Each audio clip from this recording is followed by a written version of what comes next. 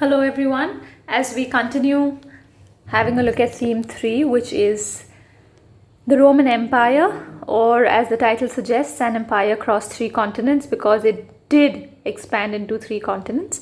Today, we're going to have a look at the early empire. In the last video, we had a look at the geographical spread, where I showed you the Roman Empire on various maps and the northern and the southern boundary of the empire, as well as the neighboring and rival Sassanid, Persian or Iranian empire. Now, the early empire. The Roman Empire is divided into 2 parts, which is the early empire and the late empire. The early empire is, of course, when it was established.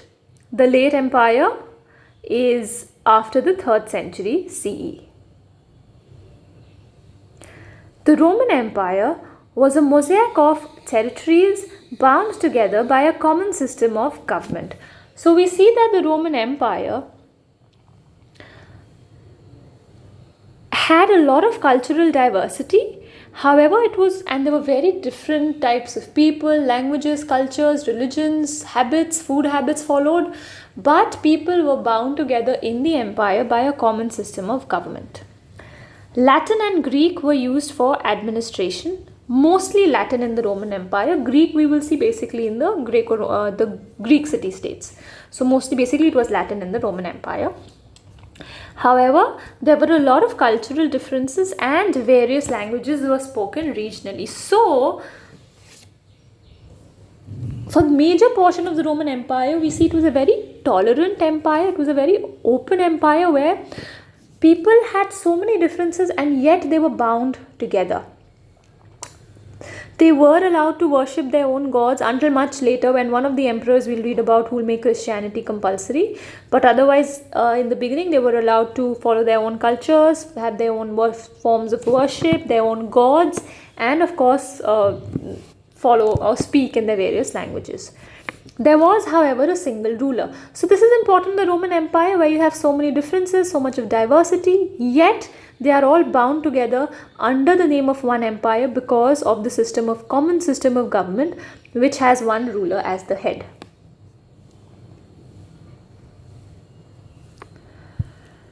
In contrast to the Roman Empire, we'll always be looking at a couple of points related to the Iranian Empire also, because that was a contemporary of the Roman Empire. Unlike the Roman Empire, which spread across Europe and Africa and parts of Middle East, so it'll have various, a lot of differences in population, in cultures of the population and the language and the religion.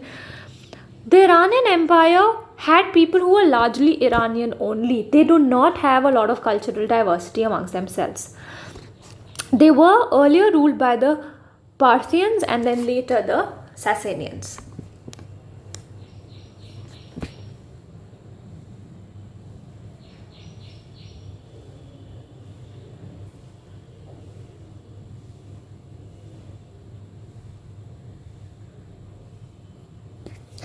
Administration.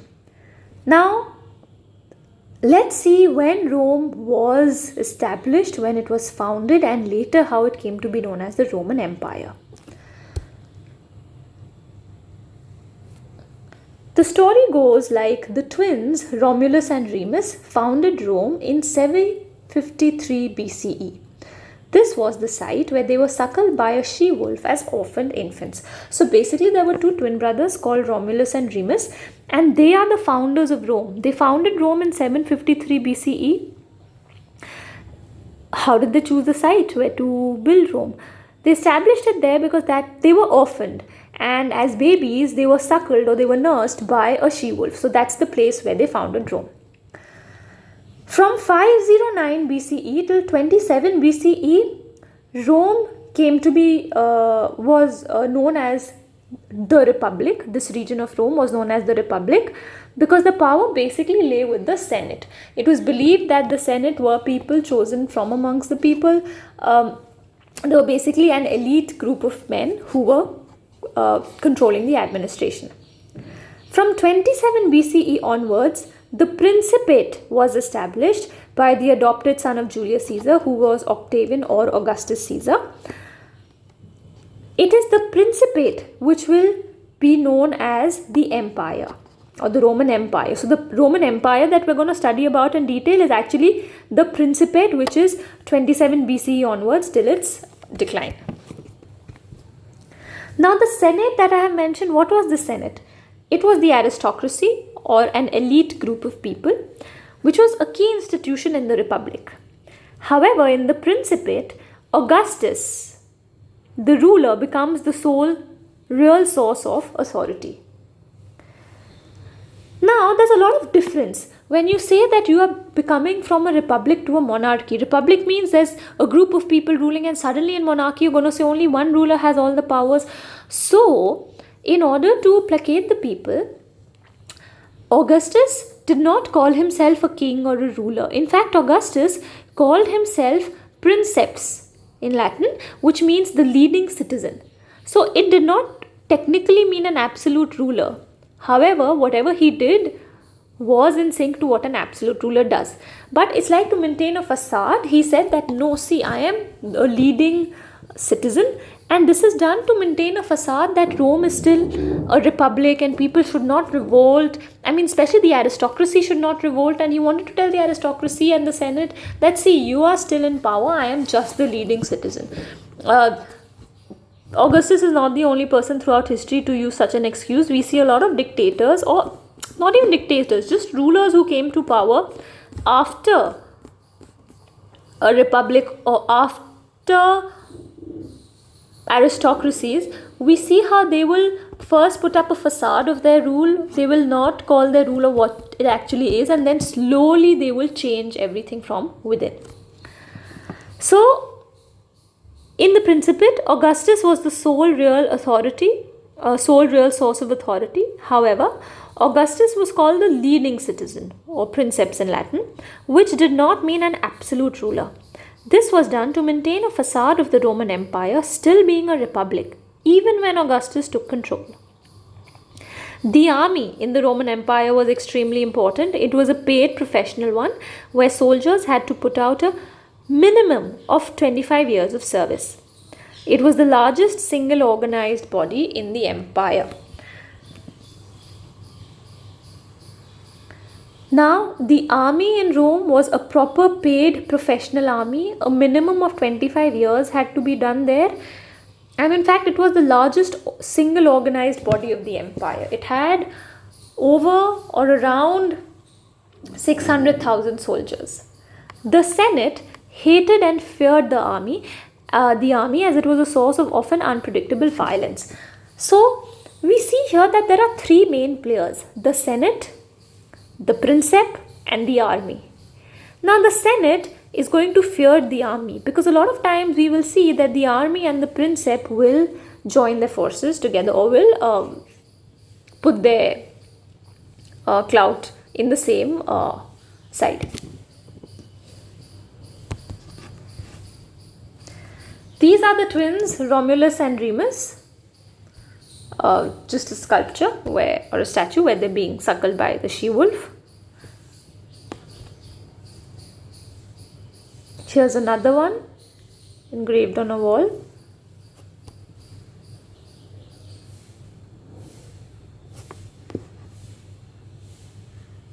This is Julius Caesar. We've all studied him specifically because we studied Shakespeare.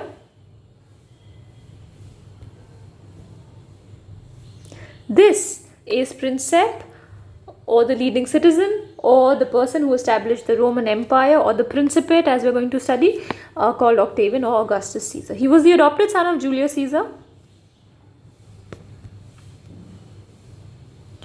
You see a little child clinging on to him.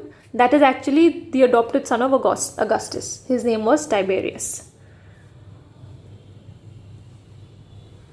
This is just a picture of the Roman army. Most of you may have seen pictures or documentaries or read books related to the Roman Empire.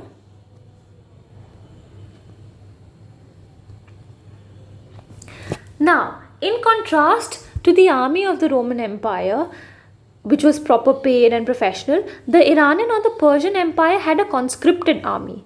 Now, what is a conscripted army? A conscripted army is the one which is forcibly recruited. Military service is compulsory for certain groups or categories of the population. Now, in the Roman Empire, it's a proper profession if you join the army, and you have to serve a minimum of 25 years. But in the Iranian Empire, it was compulsory to join the army. You did not have a choice. You could not say, no, I don't want to join the army. You had to join it. It was just as simple as that. So people were forcibly made to join.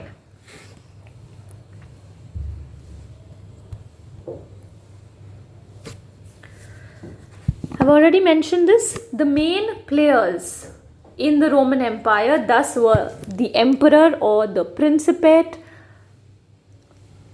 Then you have the Senate, of course, and then the army. So mostly A and C, which is the emperor and the army, clubbed together, and then the Senate used to fear them. Succession to the throne was based on family descent. The army respected this rule. Now, succession means the next person to the throne or the heir will be a child of the ruler. However, Tiberius was smoothly able to get the throne, although he was not the natural son of Augustus. This was because Augustus had adopted him to ensure smooth transition of power, and this decision was supported by the army. Now, in general, succession to the throne was by descent, which means the biological son would become the ruler, next ruler. However, after Augustus, so Augustus is the person who established the Roman Empire. After Augustus, the next ruler, Tiberius, was not the biological son of Augustus. He was the adopted son of Augustus.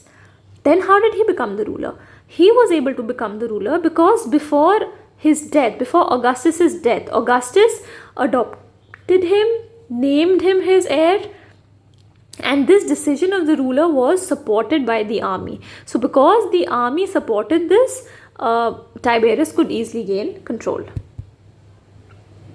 This is Tiberius.